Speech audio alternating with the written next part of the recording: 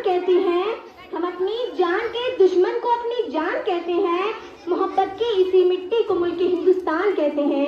جب اپنا قافلہ اسی عزم و یقین سے نکلے گا, جہاں سے چاہیں گے راستہ وہیں سے نکلے گا. وطن کی ریت مجھے ایڑیا رگڑنے دے, مجھے یقین ہے کہ چشمہ یہیں سے نکلے گا, کہ چشمہ یہیں سے نکلے گا. صدر علی وقار, قابل قدر احترام مہمان خصوصی ڈاکٹر محمد سلیم سر اور ڈائریکٹر محمد سلیم سر, ہمارے بیچ بیٹھے ہوئے عظیم ہستی مینیجر محمد شاہد سر اور ہمارے نرسنگ سر, اساتذہ اکرام اور میرے ہم اسکول بھائیوں اور بہنوں, السلام علیکم ورحمۃ اللہ وبرکاتہ. سب سے پہلے میری طرف سے آپ سب کو ملک ہندوستان کی آزادی کی بہت بہت مبارکباد. یہ وہی آزادی کا دن ہے جس کو حاصل کرنے کے لیے ہمارے آباء و اجداد نے بہت سی مشکلات اور مصائب کا سامنا کیا. اس آزادی کو حاصل کرنے کے لیے ہمارے آباء و اجداد نے بہت سی قربانیوں کو پیش کیا. یہ وہی آزادی کا دن ہے جس کو پانے کے لیے مہاتما گاندھی نے خود کو بھوک سے دوچار کیا. اس آزادی کو حاصل کرنے کے لیے اشفاق اللہ خان نے پھانسی کے پھندے کو چن لیا تھا, اور یہی آزادی کا دن ہے جس کے لیے سردار بھگت سنگھ کو پھانسی پر چڑھایا گیا تھا. تو انہوں نے اپنی زبان سے یہ الفاظ نکالے تھے, اب بھی جس کا خون نہ کھولا خون نہیں وہ پانی ہے, اب بھی جس کا خون نہ کھولا خون نہیں وہ پانی ہے, جو دیش کے کام نہ آئے بیکار کی جوانی ہے.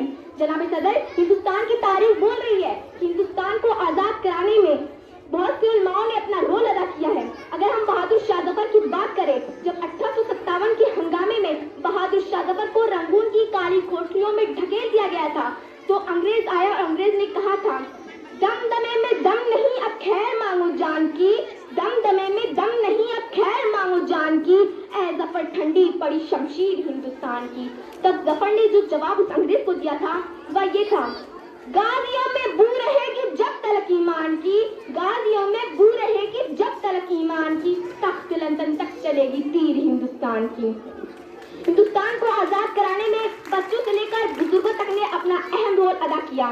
مگر جناب صدر اور یہاں پر بیٹھے سبھی سامعین سے میرا سوال ہے, کیا سچ میں ہم آزاد ہیں؟ ہمیں جمہوری آزادی تو مل گئی, لیکن ذہنی طور پر ہم آزاد نہیں ہیں. ہم آزاد ہیں لیکن ہماری سوچ آزاد نہیں ہے. ابھی تک ہم اپنی لڑکیوں کو وہ تعلیم نہیں دیتے جن کی وہ حقدار ہے. اسلام نے مرد عورت کی تفریق کے بغیر تعلیم سب پر ضروری ہے, سب پڑھے سب بڑھے, یہی مذہب اسلام کا اولی حکم ہے.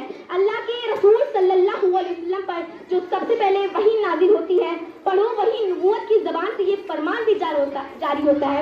علم کا حاصل کرنا ہر مسلمان پر فرض ہے. مذہب اسلام جس کی بنیاد تعلیم ہے, لیکن افسوس کہ اس مذہب کے ماننے والے تعلیمی اعتبار سے سب سے پیچھے ہیں. آج بھی ایسے خاندان و قبیلے موجود ہیں جو بچوں کو تو تعلیم دیتے ہیں, ان پر پیسہ خرچ کرتے ہیں, لیکن لڑکیوں کو تعلیم نہیں دیتے. وہ اس وجہ سے کہ کسی اور کے گھر جائیں گی, انہیں تعلیم دے کر کیا فائدہ. وہ قوم کسی شان کی حقدار نہیں ہے, وہ قوم کسی شان کی حقدار نہیں ہے جس قوم کی عورت ابھی بیدار نہیں ہے. یہ کس طرح کی آزادی ہے؟ دور جاہلیت میں بیٹیوں کو پیدا ہوتے ہی مار دیا جاتا تھا. ہم آج بھی بیٹیوں کے معاملے میں وہی سوچ رکھیں گے تو ہمارا معاشرہ کیسے آگے بڑھے گا؟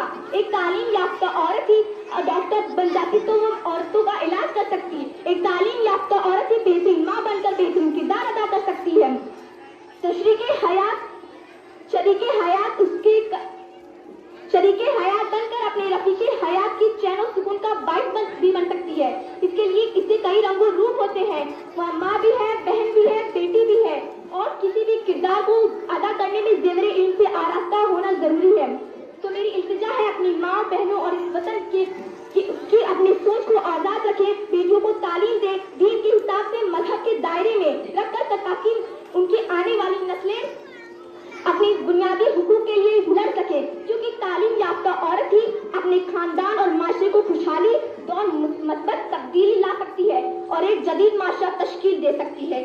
آج کی دنیا نہایت تیز رفتاری کے ساتھ ترقی کے منازل طے کر رہی ہے. اس کے لیے ایک پڑھی لکھی عورت ہی ایسے نئے ماحول سے مطابقت پیدا کر سکتی ہے. اس کے لیے بس اتنا کہوں گی, پر اقرا کی نور علم کو پھیلانا ہے, پر اقرا کی نور علم کو پھیلانا ہے, ان جہالت کے اندھیرے کو پھر مٹانا ہے, پر اقرا سے ہمیں دور طرف جانا ہے, فکر انصاف کو نئے دور میں پہنچانا ہے.